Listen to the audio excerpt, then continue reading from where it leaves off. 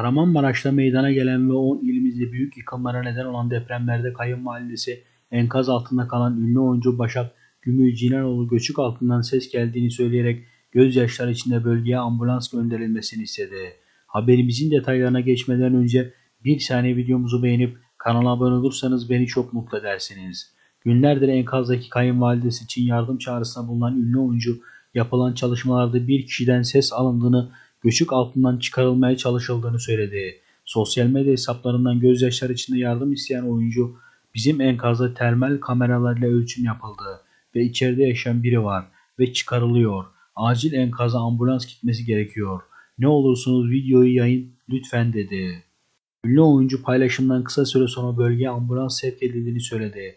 Enkazdaki birkaç kişinin hayatta olduklarını tespit ettiklerini söyleyen ünlü oyuncu, "Ambulans geldi. İçeriden birden fazla insan varmış. Sağ olarak çıkmaları ve hızlıca müdahale edilmeleri için dua ediyoruz. Allah'ım şu hayatta neler mümkün.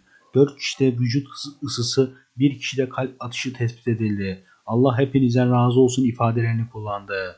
Şimdilik videomuzun burada sonuna geldik. Gündeme dair gelişmelerden anında haberdar olmak istiyorsanız aşağıdan kanalıma abone olup bildirimleri açabilirsiniz. Renkli sayfalar.